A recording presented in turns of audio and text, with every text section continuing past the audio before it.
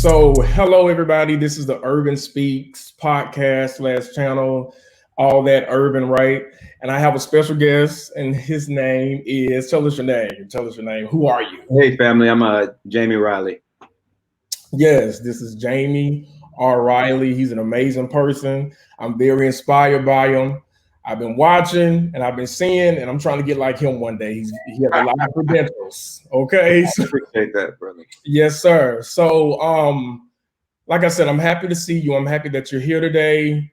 I just want to start off by saying that the climate currently is ridiculous. Like this climate that we're in, as far as blackness and what it means and how to contextualize it and how to put it together. Right. It can be a challenge. So, Right. all of this to say, I just want to start off by asking you first and foremost, what is your thoughts on diversity? Like, what is diversity to you? Like, what is that? No, when I was thinking through that question particularly, it's interesting because I've done work in either social justice and diversity and inclusion for about 15 years now, either in higher education or nonprofit advocacy spaces. And when I thought about diversity, because it's become such a term that we use and kind of throw around, but don't really take time to actually unpack it and understand what it means, and so I want to take this opportunity to kind of define it a little bit more contextually. So, in reality, diversity is really just difference in something, difference in people, difference in perspective, difference in background, ideologies, which, research and lived experiences show us that having diversity in all those things is good. And so realizing that we live in a cross-cultural, multicultural, global society, of course, diversity in itself, having people from different backgrounds, different races, different ideologies come together to help shape and create our society is kind of the goal of diversity, which is inclusion. Inclusion, I think, is where we have the issue at. So I think diversity in its very granular kind of foundational level is a good thing. I think the negative thing is when we stop at diversity, when we think that just because we have a bunch of people who are different in a situation or in an environment that we mean we've actually met the goal. Actually, we haven't. That's just the first step in the process. Yes. And you know what I will say, just to kind of extend off of what you just said, it's all about the inclusion thing, right? And how do people get it right?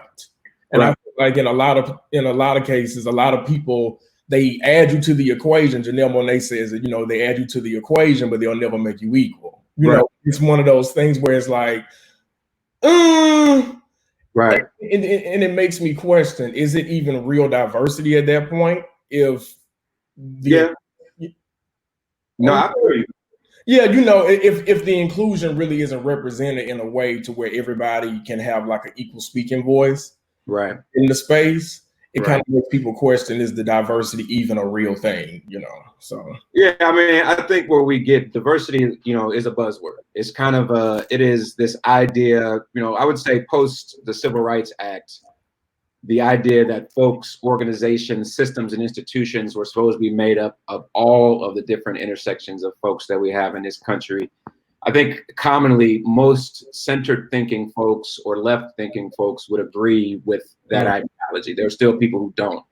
I think where we've struggled is the inclusion piece. Just because you are in a space, just because you've been hired or you've gotten a job or you've moved into a neighborhood doesn't mean that the culture is being built with you in mind. And so, inclusion is really the strive and what we're driving for now, which we've been driving for forever, but it's become even more challenging with some of the political landscapes that we have going on. So, So this segues on into my next question, because I think that's perfect because, does diversity benefit Black people in all white spaces? Do you think that can ever actually happen? Wow. I think it actually can never happen. I think that diversity in itself does. Those of us who have been afforded the privilege and opportunity to be in spaces to have a voice at tables or in organizations where Black people have not had voice, I think is a benefit. There are some personal detriments to that where you become the voice or the Black voice. And we recognize that Black people are not a monolith. We're not all the same. Right. We all come from the same background. We are just as diverse in our ideologies and other identities as other people are. We just happen to all be Black, which means we have a shared experience in this country because there is a certain treatment towards Black people, period, like just on race. So I do believe, you know, being at spaces with white folks, to be able to add to ensuring that whatever they're doing is meeting the needs of all people, including Black people, is positive. I think the challenging part is there's still a power dynamic there, because at the end of the day, when a Black person is in a white-centered space, the power of the decision about how much they infuse Black people's perspectives is still open to the white person. So they're still kind of holding power control over how much does the Black perspective and Black voice matter. And so I say that's where diversity limits. Yes, you may have Black folks in the space, but are the people, the decision makers, the power structures using or at least engaging Black folks in a way where their perspectives, our ideologies, our views are actually core and central. And that's still, you know, what we see right now is a challenge. I mean, if you think about what we're going through with COVID, or if you think about all of the cases that you've heard of unarmed Black bodies, either men or women, being, you know, murdered or killed either by the police or other entities, there's always been a lack thereof intentionality with investigating when the victim is Black versus when the perpetrator is Black. You know, when the perpetrator is Black, it's an instant response. When the victim is Black, you know, it takes 2 months for us to even learn about it. So, you know, I think we still have a long way to go with inclusion and in diversity, but more so inclusion. Okay. Yeah, I will agree. I concur. I feel as if, you know, I hate to say it because people would think that after segregation and after the civil rights movement and affirmative action and all of those things, that, you know, diversity was implemented and then boom, it stopped. And that was just, you know, the ultimate epitome of diversity. But really, I think with this new age thing that we got, I think we're really starting to see diversity manifest in a more genuine, sincere way than it has been before. Now, I mean, I'm not going to sit up and say that it hasn't been without any kind of, you know, pushback, of course. Right. But I will say that, you know, I think ideologies and narratives and social norms are being challenged. Right. So now it's like, okay, people are demanding what they really want and how they really feel about different things and how they want to be treated in these certain spaces. Right. You know, and it's like, if you're going to claim it as diversity, this is how it should work, you know. And I think there's nothing wrong with people demanding, you know, what they want. Yeah, you know, I think that the issue we have right now, I think, to your point, ideologically, I think most people on average agree with diversity. I think most folks do believe that people of color, communities of color, deserve space and place and voice. What I think is a challenge is really, you know, encouraging and pressuring, in some sense, white folks to use their voices, to be brave and courage to speak out when they see that's not happening. You know, personally, and this is not CLASP's opinion, because CLASP is a nonpartisan organization, but personally, if we look at the fact of who we have in office right now as president of the United States, and seeing the rhetoric of anti-people of color, either passively or directly, we know if we look at, if Donald Trump was a man of color and did a quarter of what he has done or said, there would be a call for him and off with his head in public opinion. But we still are sitting here debating the realities of a president who does not, the leader of this country, who does not preach or speak inclusion. He centers himself from an exclusionary perspective. So it's hard to think like, well, if 45% of, you know, white women and other communities voted for this man, and are we really working with allies who are really pushing diversity in the way that we think they are? Because they may say what we want to hear in our face, but the voting ballot is private. So that's really what you how you there. That's my point. It's like, you may say what you want to say, you may try to make me feel included at a rally, you know what I'm saying? That kind of thing. And the PR is good, I'm telling you. Right. These people are on top of it. Right. But at the same time, I feel like when it comes down to just laws and like actual kind of like duties, it's like Black people always end up like on the short end of the stick, right? And it's like, you know, people always like to drill us in because our vote is powerful. Right. But I just feel like, it just has to be more kind of like effective change than just talking. One thing I'll share with you that I tell Black folks all the time is, do we expect a system and or an institution that was created to use us as capitalistic means of gaining more money, or slavery of our ancestors was a way for a part of this country to make money. I mean, the economic system, capitalism, was built on the backs of our ancestors. Yes. This whole structure was never built for us to be included. It was always built for us to be either the engine behind it or for us to be excluded. And so I think a lot of times we run in circles thinking about why this system doesn't work for us. Well, it wasn't created to work. So, there's some camps that say you have to break the system, but how do you break something that you've always functioned within? It's like when you ask a fish, how's the water feel? A fish is probably going to say, well, what's water? Right. What is water? What is water? Because it is natural, is what they know. That is how they navigate. It's the same thing, unfortunately, sometimes when we think about diversity or white folks. It's like they don't even recognize the freedom to wake up and navigate life without some of the stressors that we carry every day. So, I mean, needless to say, it keeps me employed because it's the work that I do in D&I, but it's also disheartening to recognize that after 400 plus years, we've made strides, but we're not fully included yet. Right. It is. It's kind of disheartening. Right. And that's the thing. We've made strides, but we're not there yet. But I think, like you just said, if we break the system and actually kind of navigate outside of that, right, maybe we may get somewhere, because I feel like their ideologies and their morals and their values have to change. Right. But also ours has to change as well. We got to do some, in-house work. I won't lie. I mean, that's a whole nother webinar. A whole other thing. That's a whole series in itself. Listen, and it gets deep. And it gets deep. Yes. One thing I always say, just to kind of, talk about that quickly, is, we have to redefine what us is. When people say the Black community, do we all see ourselves collectively in that, and we are willing to make the sacrifices or commitment to elevate our community to a position of power? And I think that's the work, because a lot of us, we can go into that, but a lot of us aren't really there yet to do that work yet. Yeah, a lot of us aren't really there, educated, competent, like about what's going on, because I think a lot of us have, just been kind of so mundane within living in that space of what they've created. Right. To the point where it's like you don't even realize it. Things get so cognitive. And I hate it sometimes with us, because it's like, okay, we see what's going on around us, but sometimes we just kind of fall back and we don't want to make too much of a too much noise. I'll say what my mom says. You know what I'm saying? You don't want to make too much noise, and you don't want to confront too much. But it's like, otherwise, how do you expect?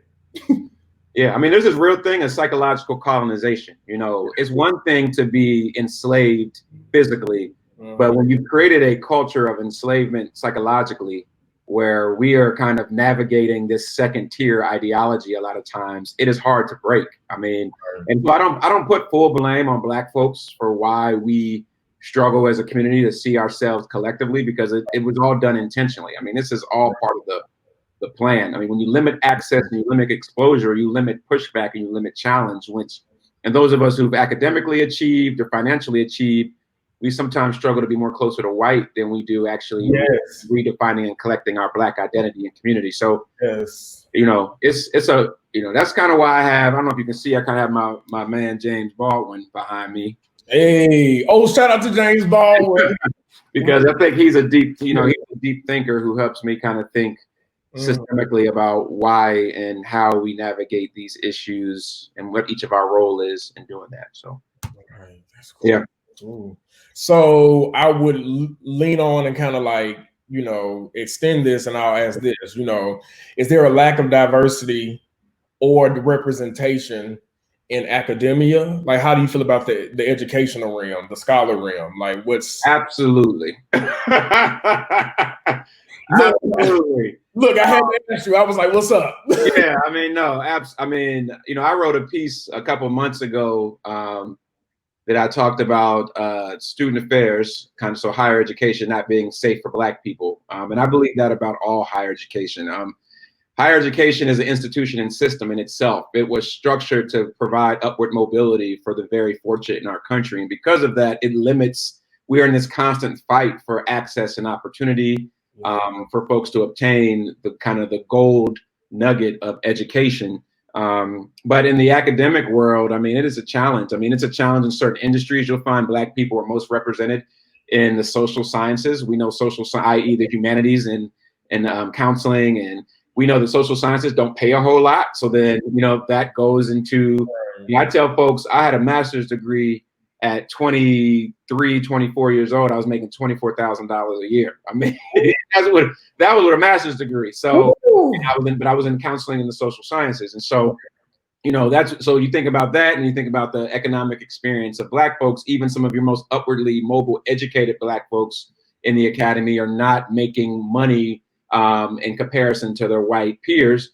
When you look at departments on campuses, different academic schools and colleges, of course, schools of business, engineering schools are not representative of the population of students or even representative of the needs of the greater, you know, I guess, greater American culture, American population, as far as Black folks are concerned. And then when Black folks don't get in these positions, they face racism, microaggressive behavior, in the tenure track process, to the point that their voices are often muted and silenced as well. And so, you know, and I would say we have some positive examples of that. You know, I myself am an HBCU alumni, so I would say going to an HBCU alum, going to an HBCU, those faculty, although they have their own experiences, typically for Black faculty at Black institutions, race is not a hurdle. But when you think about our PWIs, particularly where I've worked most of my career, there's some serious horror stories. Schools have not been able to figure out how to recruit and retain Black folks, and that's because the culture is typically bad. It's a chilling culture. And then secondly, a lot of these schools are in places, you know, most colleges and universities are in rural parts of the country. Black folks ain't really trying. I've lived in Farmville, Virginia. You probably never heard of that before. I've lived in Tuscaloosa, Alabama. And so, you know, I've had to move in very isolated places where Black culture was not, you know, as strong and inclusive as I was used to for my career. So a lot of Black faculty and administrators leave. And so, you know, it has impact on the students, because Black students are looking for role models, they're looking for mentors, they're looking for curricular that speaks to Black culture. So that's not happening. So it's not in itself is just not, you know, they're well-intended folks with a lot of good rhetoric and a lot of good language and a lot of good programs and a lot of good band-aids to try to resolve decades of disenfranchisement, but it's still another institution that just does not meet our needs, right? Yes, I totally agree.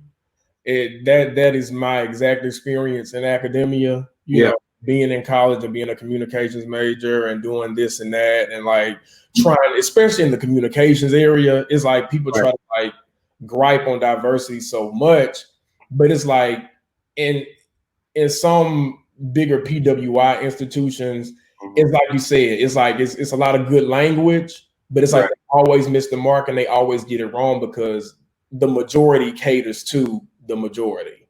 Right. And then it leaves a Black person like me or somebody else who's on a campus where it's like big and crazy. It's like it leaves me to feel like, oh, okay, well, my voice has been stripped from me. I can't do nothing about it. Right.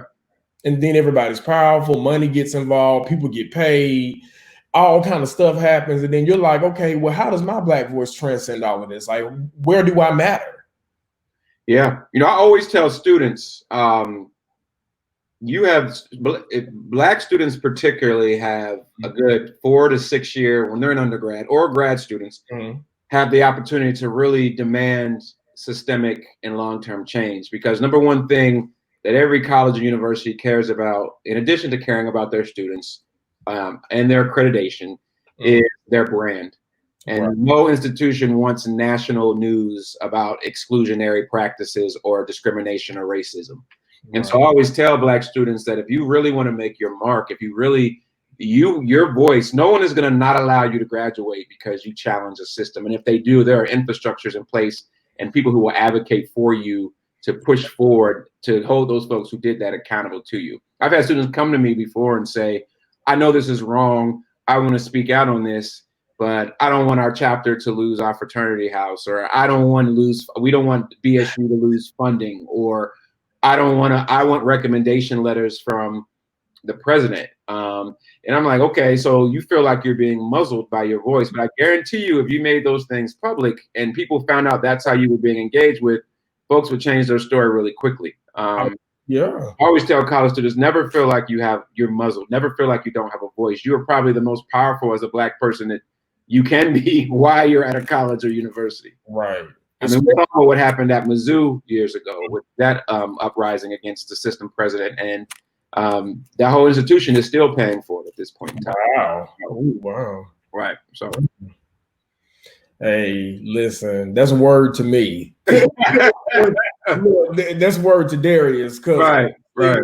Those, like, literally what you just said has just summed up everything that I've felt for like so long, because that's exactly what it is. It's almost as if you feel like, well, if I say this or if I gripe too much, I may not be able to get this job. I may not be able to get this internship, or my Blackness and me speaking up for my Blackness, and not in a sense where I'm victimizing myself, but I'm telling you how to treat me. Right. You know what I'm saying? Right. And as people get upset with you, and then people start to do like real shady stuff where they just don't respond at all, and then they kind of like make you the black sheep in a way. Right. It's like that. And that's, I've experienced it. Yeah, I mean, I think the reality of it is it's going to happen, because folks don't like, at the end of the day, people in power don't like to be told what to do.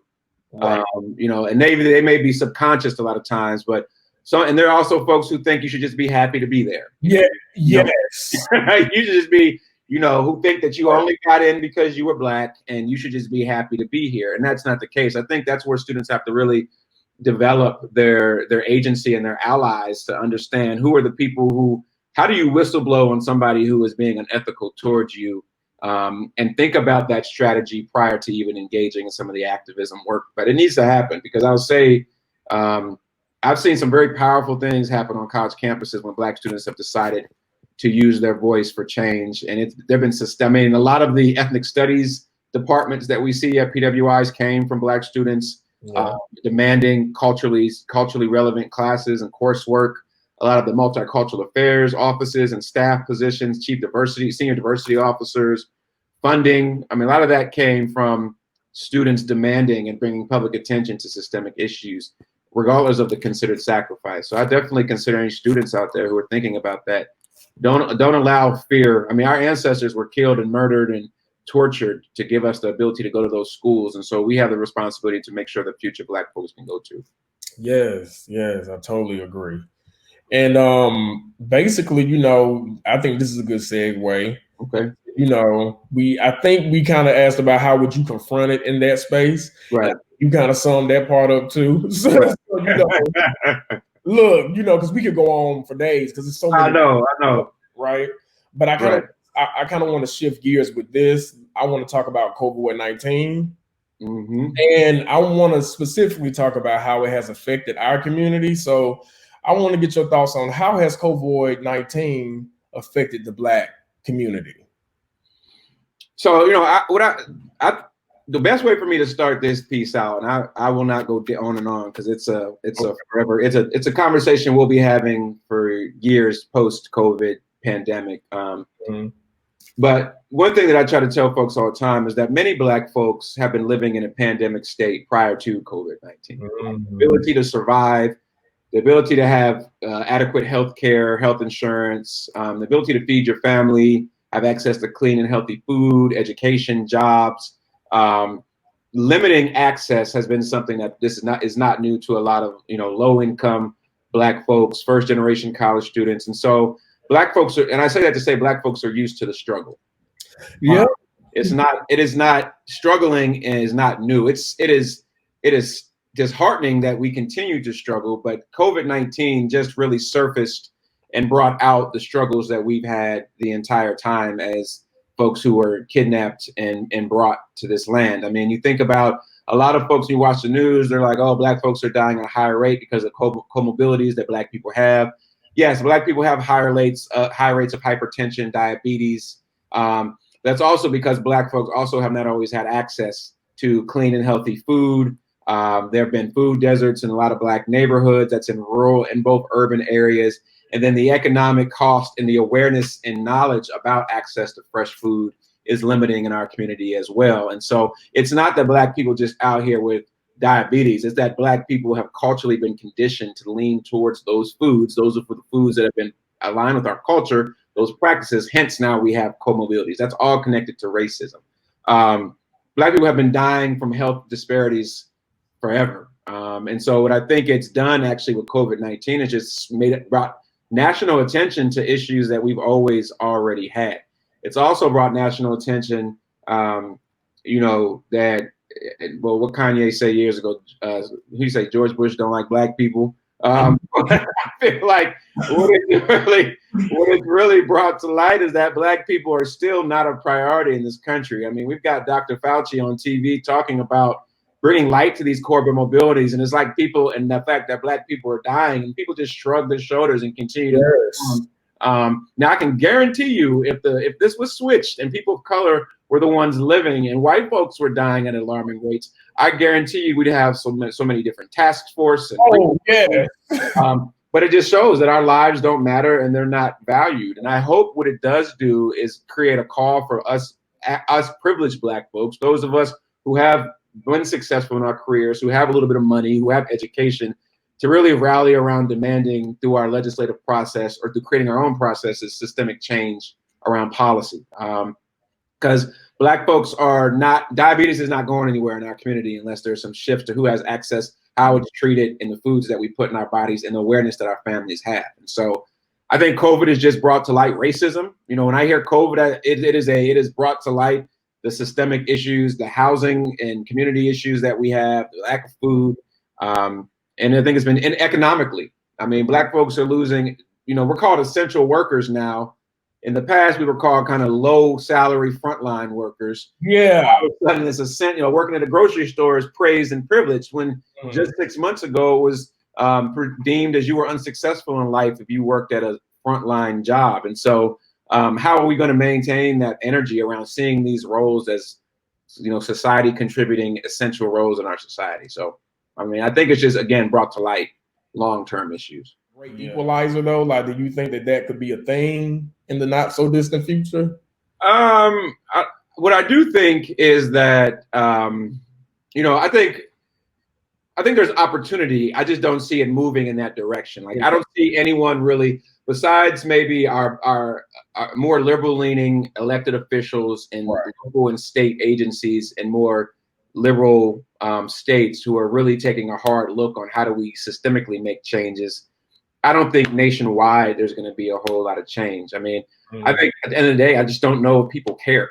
I think Black people care, but Black people, we also are in situations where we typically don't control a lot of resources, decision-making, or power. And even if we do, there are systems in place to allow us to pigeonhole or to keep us restrained from making those. And so, I think it's a sad time because right now, Black folks, potentially those in frontline jobs, are either deciding to prioritize their health when the government is saying, say, shelter in place, quarantine at home, but these people need to go to work. Well, these people who need to go to work to serve the rest of us are mostly people of color. So folks are having to decide, do I want to pay my bills, take care of my family, or protect my health? And most folks, of course, the economic needs are pressing. So they're deciding to go to work, which means they're putting themselves more at risk. I mean, I was in the grocery store several times over the past couple months, and folks remove their masks to cough and sneeze.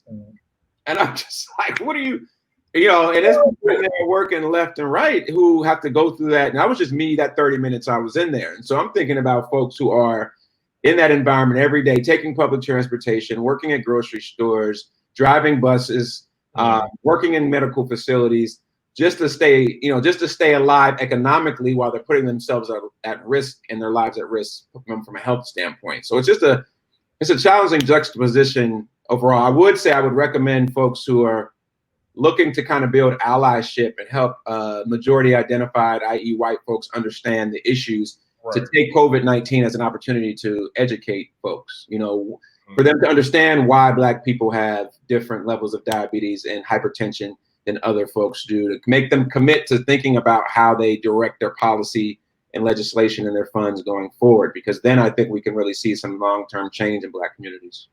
Right. Yeah, factors come into play when we talk about that. So yeah, I mean, Black lives were abandoned before COVID-19. I mean, I don't mean to say that from a radical kind of. It can be though, and it's from a lived experience. I mean, do I think in times of tension and crises, people have a decision about their values and what they care about and what they don't care about? Right. Absolutely. But I think that at the same token, what it's showing is that Black lives in general have not ever been prioritized as core and central. I mean, you've got 1% of your population dying at disproportionate numbers, and it is not a state of emergency for anybody. It is a state of emergency for us and our families and our communities and our churches and our organizations. I've been on 24 webinars by the Congressional Black Caucus, by the NAACP, by the Urban League, by community-based orgs, and we're talking about it. We're trying to strategize about it, but no one and there are folks at the federal government level who care about it. It just isn't going anywhere. Right. And so I think what it has shown is that Black folks are here. Our survival is our responsibility. Our ability to thrive in this country is our responsibility. Now, we will build allies in that process, but at the end of the day, this system is not developed to ensure that Black folks live healthy and whole lives. We see that now. I mean, it's not the priority. And so, when we think about Black folks really investing in our own communities, investing in our own systems and structures, like our own, like HBCUs, like churches, like banks, like neighborhoods, the time is now, because no one else, if you didn't know before, now you know. And that's kind of the best way to put it, in my opinion. If you don't know, now you know. Now you know. Hey, I know that's right. So equity. I do think we are an organization that cares and is really trying to ground and understand and execute and be intentional with how we understand and center the needs of Black people and other communities of color when we think about COVID, and we just think about policies in general. Right. So I do think there are allies to the Black community. I don't know if there are folks willing to risk resources, social capital, power for the Black community. And I think that's really power, voice. I always say, folks, it's one thing to have Black people at the table, but it's another thing to have Black people create the table and invite you to it. And that's where we've not gotten there yet. We are pretty much still working on behalf without creating systems that allow Black people to lead and direct. And I think that's where we're struggling right now. And I think COVID is just, so I don't want to make it like I believe there are no allies for Black lives out there. There are a lot of them. There are a lot of folks who are well-intended, but are they putting their money where their mouth is? And are they really committed to having the courage and the bravery necessary to speak up and speak out publicly about these issues? And I just haven't seen it yet. Yeah, I totally agree. And that's the same kind of feelings I have towards this election that's coming up, where it's like, yeah. And you put your money where your mouth is. I mean, we've heard these promises before, even after the abolition of slavery, we've heard this before. Right. This propaganda, this rhetoric. I'm just like, okay. Right. Y'all got something different. I think it's become I think it's be very aware of who our allies are and what resources we have. Who do we have access to? Whose ears? The challenging part I feel like about being Black and navigating our current systems and structures is we do a lot of asking in hopes that people will do for us. And it is not because it's who we are, it's because the structure's in place. Mm-hmm. But we continue to use our voices to try to convince well-meaning allies or white folks that they should make us a priority. And some do and some don't, at some point in time. And unfortunately, that's power and privilege. They have the decision to decide if our lives matter or not, oftentimes. And so I think we have to know who our allies are, know who our resources are. I think we have to be ever more going forward, even so, not being intentional about where we put our money, where we build neighborhoods, and what type of support and resources do we need collectively. That means a lot of nonprofits in Black communities were established to be that gap between policy and federal and state program, and the needs of communities who there's been a gap between what the community needs versus what's been provided. I think we need to be more intentional about getting involved with those organizations, making sure our money is going there, you know, trying to spend as much as our money in Black businesses and Black neighborhoods as possible. You know, for instance, I live in DC.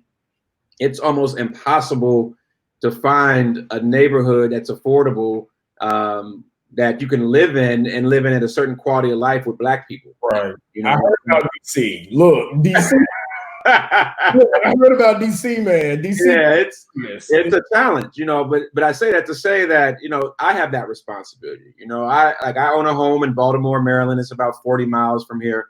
I was intentional to buy my house in a mostly Black neighborhood. Now I've had folks come to my house there, and folks have been like, "Oh, you live over here, or you live with your cousins and them, or it's hood, quote unquote." But what I wanted to make sure is that I was putting my money, my resources into neighborhoods where other Black people would benefit from those tax dollars and would benefit in building a collective community of solidarity for Black people. And so we have to be more intentional to do that. I think Black people with voice and influence and power, i.e. our senators, our congressional folks, our mayors, our local city council folks, academicians, policy folks, D&I folks, we have to use our voices to demand and to continue to talk Black. Like we can't get, you can never talk Black too much. Yeah.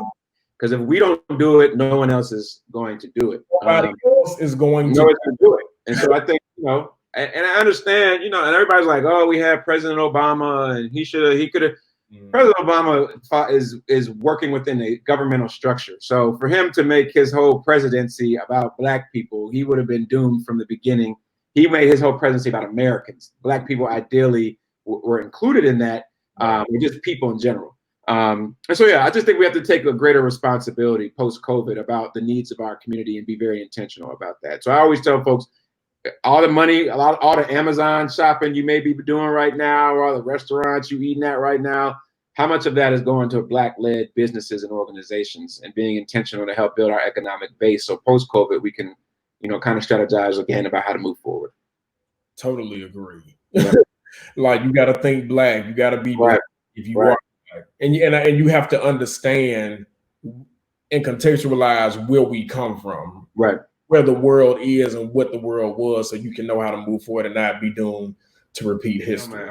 Yeah. So what are your thoughts on the Ahmaud Arbery case? This is a PG-13 show, so I'll be careful with my thoughts. But frustrated, angry, fatigued, not surprised. I mean, I lived in Georgia. I've lived in the South for majority of my adult life. I've been a jogger in neighborhoods. I mean, I tell people stories all the time. I'm blessed to have my life, but I've had situations, even here, like in Maryland, where I've left an apartment complex. I was carrying one time. I'll tell you this quick story connected to Brother Aubrey. I left my apartment complex once, and I had two iPhones. I had my work iPhone, you know, like a Max, and I had another. They were both this size, and I had some keys in my hand. And it was a nice day outside, and I was walking down the neighborhood, and it was a white neighborhood, and all the neighbors were out. And as I walked by, folks got quiet or started walking in their houses and shutting the doors. And so I said, okay, they see a Black dude, they're uncomfortable. I'm used to that and being a Black man in this country. Well, a well-meaning white woman comes off her porch and says, hey, I just want to do you a favor and tell you that all the neighbors think that you have a gun in your hand, and they're about to go inside and call the police. And I said, man, with all due respect, I got $2,000+ phones in my hand. I just left these $2,000+ a month apartment complex. I got a BMW key on my keychain, and I'm wearing a University of Georgia alumni sweatshirt. Right. And the only thing you see in my hands is a Black man and a Black object, so you assume it's a gun. Now, had my skin color been different, would you always make that same assumptions? And I share that story because Black folks are seen to be criminal. Black folks are criminalized and accused of being malintended just based off the color of our skin. Just based. I mean, Ahmaud did it, and even if he went to go look at construction, you know how many construction projects in neighborhoods I've walked in and I've lived in because I wanted to just see the space or if it was bigger than mine or what the price was. I mean, why not? It's an open building at that point in time. And even the camera showed that there were white folks who did the same thing, but they were not tracked and gunned down. And so I think that, you know, although the time is different, technology is different, laws are different, the ideologies of Black criminality and the lack of care for Black lives exist just like it did in 1619, just like it did in 1964. It's no different. And so unfortunately, I am disheartened for his family and for his loved ones in the Black community, but I am not at all surprised that 3 white men plus decided to shoot this brother and then hide the case. Like for 2 months. Now I'm not surprised at all, because I mean, when has Black life ever been a priority? Right, ever. Right. And that's the thing, is like, then when you get the police involved and then you find out, oh, he's a retired police officer.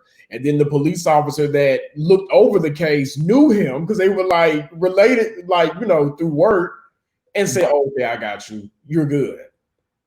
You know, it just confirms to white folks, in my opinion, it is damaging at this point in our country's history, because it is confirming to white folks that, one, you have free reign on Black bodies or immigrant bodies as well. Like, people of color are just, they are null and void. They're immaterial.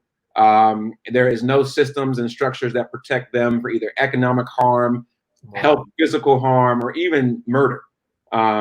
And so, I mean, we even look at Breonna Taylor's situation, and we know, I mean, Freddie Gray, Tamir Rice was a little boy playing with a toy gun in a park, which is where little kids, and was shot immediately. You know, unfortunately, I don't want to say I've lost faith, because I think, you know, it's good to keep faith. I do think Black people sometimes lean too much on faith and not action, but that's my opinion. Gratification, yeah. Right. But, you know, I will say that I know one of the things, you know, we'll chat about is kind of 10 years. I don't foresee this country is built. It's kind of like when you build a house or you build a structure. Let's say you build an entire university on this ground. It's a foundation, right? Right. We know from construction how much effort it takes to move something off of its foundation and move it somewhere else. So how do you take a house that has a strong foundation that's been sitting here since its inception for hundreds of years,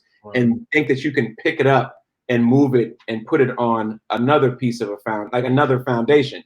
You can't do it piece by piece, because when you start taking a piece of that foundation, maybe it breaks and the house falls, and that's what we're trying to do. We're trying to chip away at the foundation piece by piece, but it's going to take longer than what you and I will probably ever see, because again, the foundation was built for situations like Ahmaud Arbery's to happen, and we've seen it. We've seen it with Oscar Grant. You know, we've seen it with Tamir Rice. We've seen it with Emmett Till. We've seen it with Trayvon Martin. We've seen it with Sandra Bland, and we've seen it with the thousands of other names that we don't know, because social media and Black boys didn't look the same at that point. So, and there's actually, to your point, with the 1,000 other names, there's another case brewing. And I'm not about to say it because I don't want to get my facts wrong. Okay.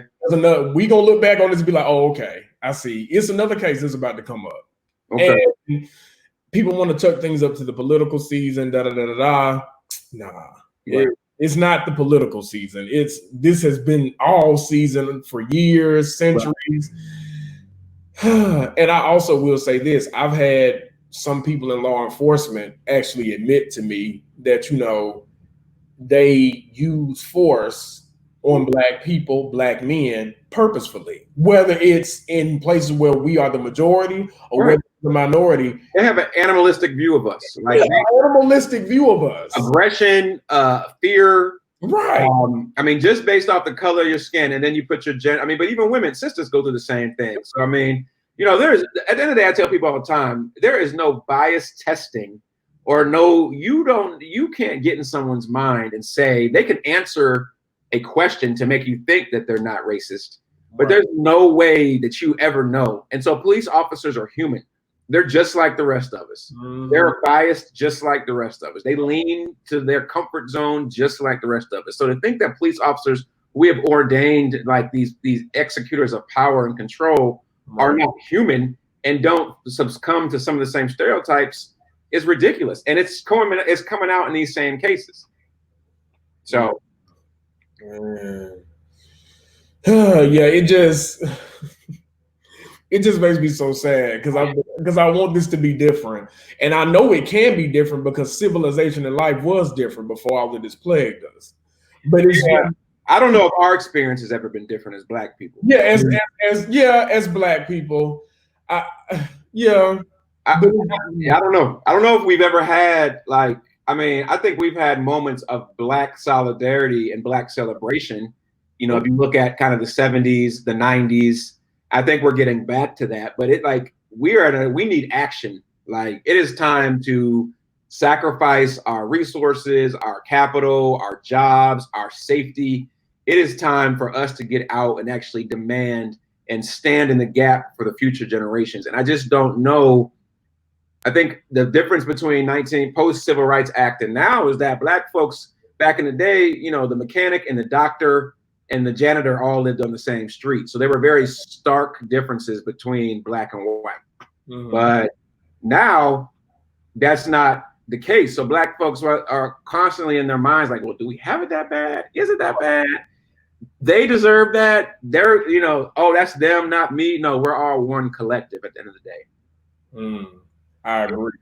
So to add on to that, you know, do you think is the case being handled properly?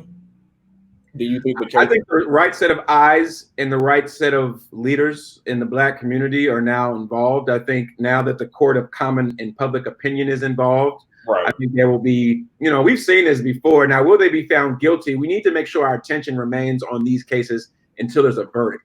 I think, unfortunately, because of how news moves so quickly, folks lose engagement and interest, or somebody else has been murdered, that by the time the court case actually happens, we don't, you know, we're just happy they got arrested. That's tier one.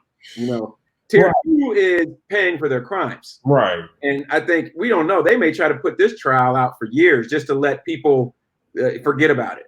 Mm-hmm. I mean, see what George Zimmerman has done to to Trayvon Martin's family, suing them, trying to sell the gun, all of that stuff. You know, and at the end of the day, you know, it is. We don't know about all that, because, you know, that's a case from 4, 5, 6, 7 years ago. And so I think we have to just stay attuned to the final outcome. But I do think the right eyes, given the attorneys and their community, is aware. So I think that's a plus. Right. Okay. So what message do you think this sends to the Black community? Because we had Charleston, right? Right. Like the attack on the Black church was a really big thing that really kind of like, I felt like we should have been a little bit more proactive with that. It was just so blatant, right? You come into a church, you shoot 9 people, you kill them, right, and walk out. And then they search a house, you know, all kind of white supremacist paraphernalia, all kind of stuff. Right. It's like, here it goes again. Right. And again, these like examples, this kind of like symbolic, kind of like ceremonial kind of things. And then, you know, the sister or the daughter, whichever one goes and takes a picture of it, right, on Snapchat. Right. I mean, which is sent to the community. I mean, it sends the message that we already know, unfortunately. I think that it confirms that we're not, you know, I think to myself, I said, I'm going to stop saying that. I'm not going to give credit to the small steps that have been made, because the steps have really been small. The steps that we've made have really just allowed Black people to be humans. That's it. You know, it said like, okay, you can live here, you can go to school here, you can sit at this counter, but we've not done a lot to infuse, to protect, or to center Black lives. And so I think this case further confirms and puts a stamp on that. I think what it also has to do, I think the challenging part is, you know, Black folks have a very specific mentality about civil rights. Like, this is not the era of Dr. King. This is not the era. We are not one single leader who is going to lead us to the promised land. That is not how this movement is going to happen. And I think we have to unlearn, not saying that some of those tactics are not necessary, But this is going to take collective action from a lot of folks. And a lot of folks, Black folks, will not be part of this movement. And we have to be okay with that, because we are not a monolith. All Black folks ain't walking around understanding, and not to their detriment. It's just not how the lens they see the world. Right. But I think Arbery's case, it continues to create this culture of mistrust that Black people have. It continues to create a negative ideology and brand of the South. Continues to make, every time I moved to the South, I was born in the East Coast, raised in the Midwest. Even going to college back in the South in the early 2000s, my family was like, why do you want to move down there? Like, they kill Black people down there. That is the ideology of the South. And in 2020, this case, Trayvon Martin's case, they continue to confirm that the South, although there are a lot of Black people there know their place. Black people there follow a very specific set of social norms and social cues. Y'all stay out of our way, we stay out of y'all way. And that's just but that's not going to advance us. And so I think, unfortunately, all of the work that either good-meaning, well-intended allies, white allies, have done around Black folks and centering Black lives, every time one of these cases happens, it sets us back. I totally back. Yeah. It sets us back. Right. And it makes you think what progress is even being done, when you have a whole judicial system that seems to be set up against you. You got the, prison industrial complex playing out as well. Right. We sitting around and we're trying to see how to fix that. And then we have innocent Black bystanders just getting shot.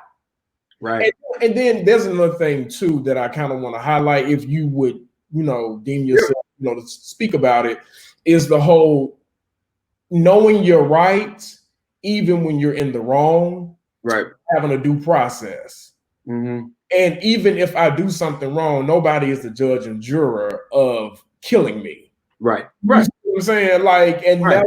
that was the point that I saw. I was like, well, even if you did suspect for him to steal out of the construction site, that's not murder worthy. That's not murder worthy. Right. Right. Absolutely. But again, because Black bodies don't matter. Yeah, they don't. A Black man is not treated any better than a stray cat, right, than an animal. We are meaningless bodies and figures in some people's minds. Like, it would have not thought, they don't think twice about, there are people who are raising money to protect those brothers who did that, father and son. Right. So, that right there tells you, Ahmaud didn't have a weapon on him. He tried to protect himself. And to me, the reality of knowing your rights, or, knowing how to navigate law enforcement, regardless, we see that the culture, again, in law enforcement, when we think about institutions in this country, we've got a lot of them. We've got politics, we've got education, right, we've got religion and faith, and we've got law enforcement and law. All of those institutions were never structured, never foundationally built to be inclusive or supporting of the disenfranchisement of Black people, or immigrants, or LGBT folks, or just marginalized communities in general. And so, I think that at the end of the day, why do we expect systems that were not structured with us in mind? Because at the end of the day, it's for Americans. When we sit here and sing the Star Spangled Banner and we pledge allegiance to this flag, do folks recognize that was never written to include us? Right. You can't tell me land of the free when you shoot me in the street while jogging, or you shoot my child while playing with a toy gun, right, or me in Walmart for picking up a gun that y'all sell in the store, or a toy gun in the store, or you mysteriously arrest me and I end up dead in my room, or I'm screaming I can't breathe and you still choke me, or you shoot me outside of a train. It is. So don't tell me, people can't tell me black folks matter in this country, because we are, and I think we, Black men particularly, sisters too, but we have to walk on eggshells in everything and everywhere we go. Everywhere we go. Can't be too aggressive. Can't be too docile. Right. Can't be too intimidating. Mm-hmm. It's just, even in the own safety of your home. Even the brother in Texas that was shot by the police officer in his apartment building and killed. We don't forgot about that story. Is she being held accountable? And seemingly no. Right. And then, then we got to talk about, the court of public opinion. Right. So is there a loss of morality, which there is, but just for conversation's sake, the loss of morality and the outcry when people who are white do things. It's almost as if, people feel white backlash. Right.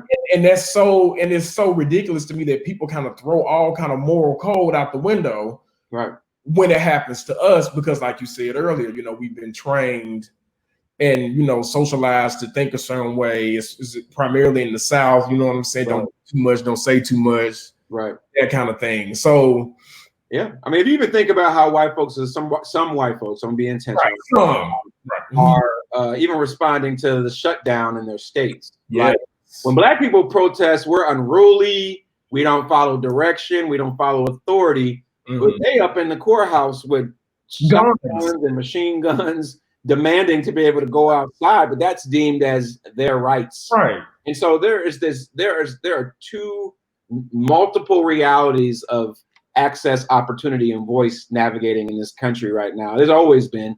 And unfortunately, white folks are privileged in that place. And the rest of us have been indirectly or directly told to stay in our place. Right. And I just hope that it wakes us up. Like, I don't know.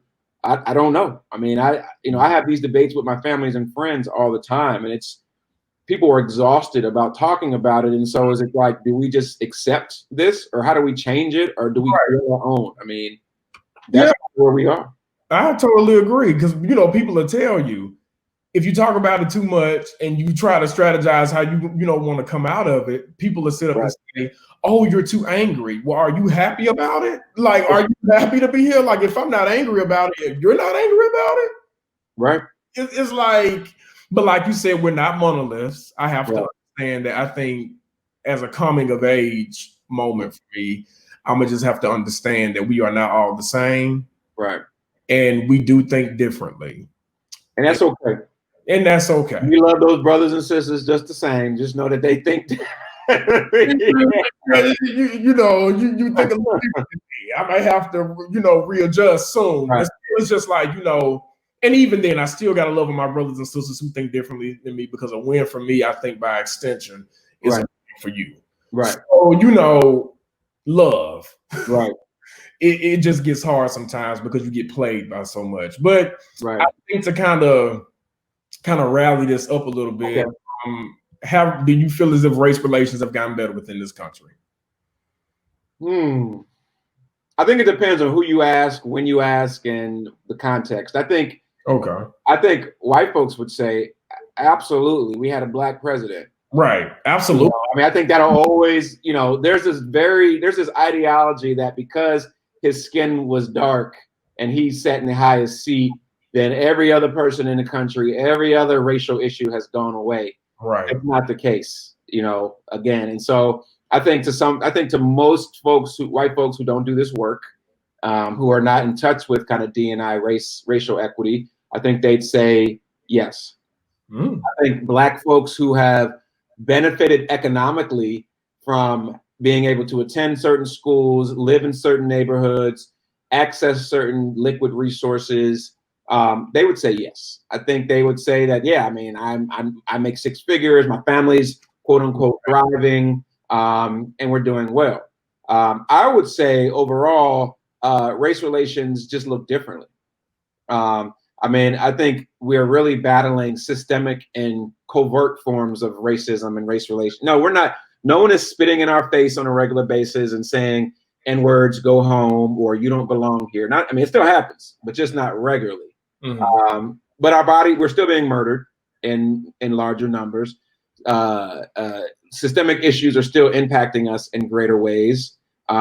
We still are not equitably represented in industries. There's still a lot of things where we've not been the first, or they still haven't achieved the first, in 2020. And so do I think that racial tolerance probably has gotten better? Yeah, I think people tolerate each other. There's a general culture of being collegial and being kind, I think, in public spaces. But do I think when we talk about real relations, do I think that white folks are open to hearing and responding and changing because of the realities of Black people? I don't think they are more willing to do that than they were post the civil rights, pre and during enslavement times. Like I think there's a fear of losing control. There's a fear of losing power. There's a fear of retaliation. And I just think folks aren't willing to do it. So I don't think they've gotten better. I just think they look different. Yeah. Okay. Yes. Hey, I totally agree. Like that's exactly how I feel. I feel like, the relations have probably just kind of toned down a little bit. Like you said, tolerance is a thing. Some things are very covert. Right. I'm not going to even lie and sit up and say, I will. Yeah. That's all I would say.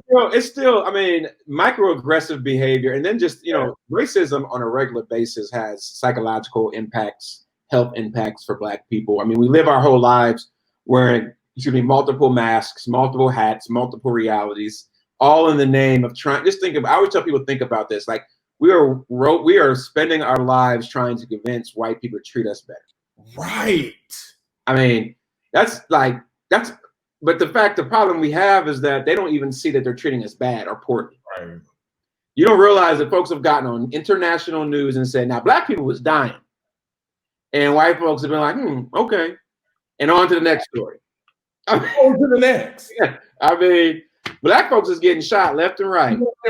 And see, that was like, I was like, okay, with the Ahmaud Arbery case, on Facebook and Twitter, right? You see a lot of trolls, you see a lot of white apologists, a lot of white supremacy, a lot of white nationalism kind of people who like hold Black issues when Black on Black crime happens. Right, which isn't really a thing. Yeah, which isn't a real thing given the real data, right? Right.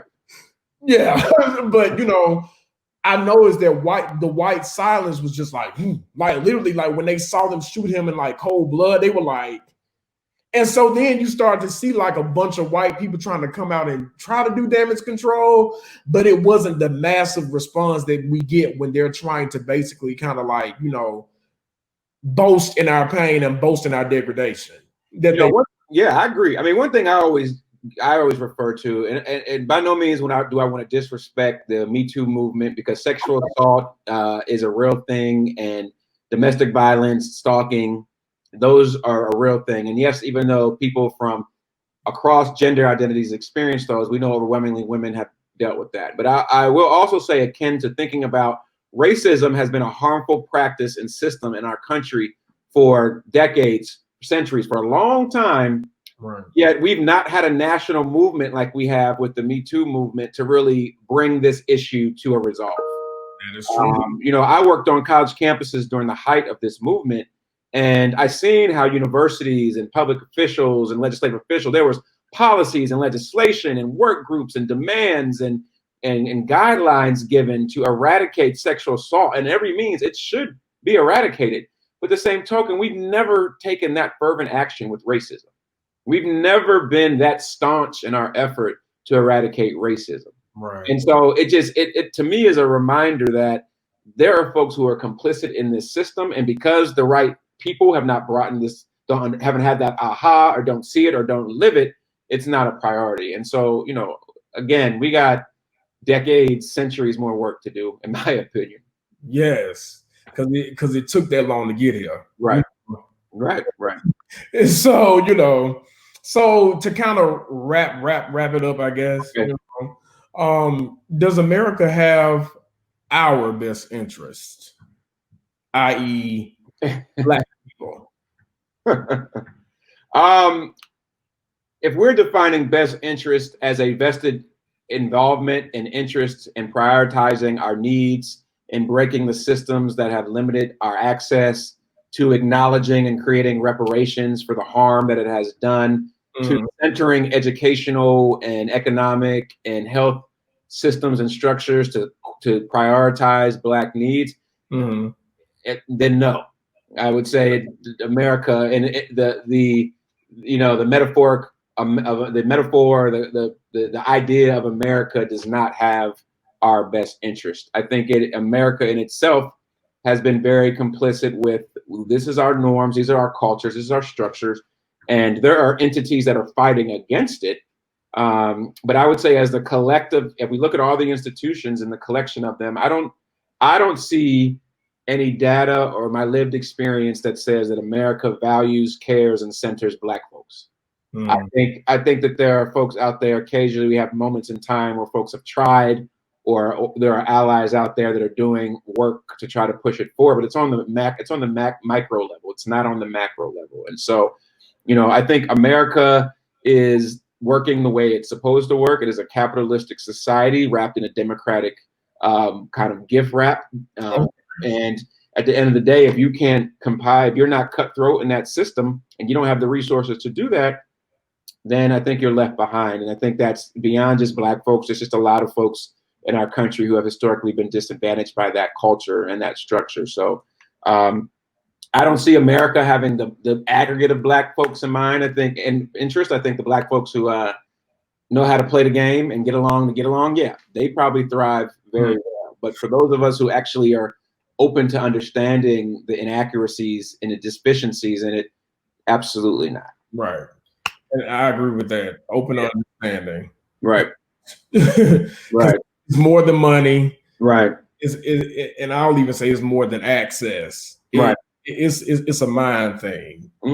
Literally. If race was not a determinant on how each of us experience this country, then I would say yes. But race determines how you experience this country. Period. Yeah. Like that.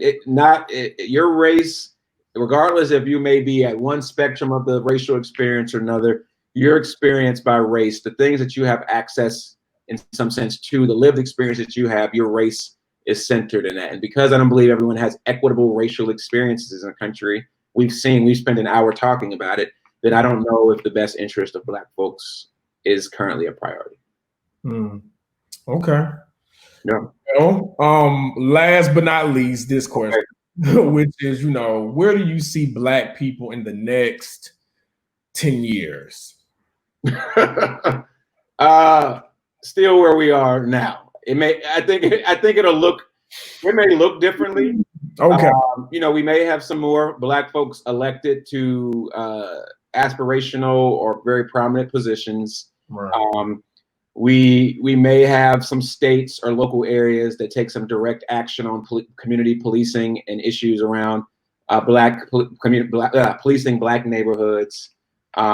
We may have some micro steps, but the change that has to happen has to be mandated at the federal level. It has to be implemented at the state and local level, and it has to be constitutionally bound for it to really change. Same way we did back in '64 with the Civil Rights Act. And so I don't know about any of that. That is, I think because this idea that legally folks can't discriminate based off of race now, then folks think they've kind of done what they could do. And so I don't know if 10 years I anticipate. I think what I was saying on a positive note, I think Black folks are becoming way more comfortable in owning their Black power. Black folks are becoming way more grounded in their Black identity. I think Black folks are getting more comfortable in the next 10 years, particularly the younger generations, to demand and speak out about something different and new. I think because of that, we may see some systemic changes in the long run.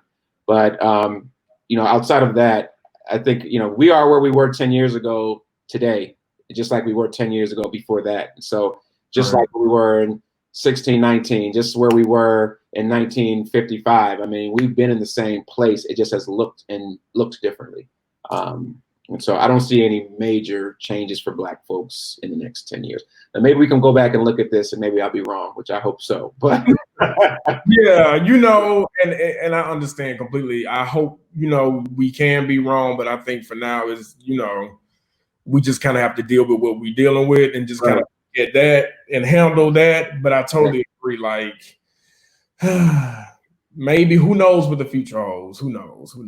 I mean, I think we have the skills, we have the access to the knowledge now. And I think we can embark on change, but we just need to do it. Like, we need to stop talking about it. We need to organize. We need to invest our resources. We need to do some self-work.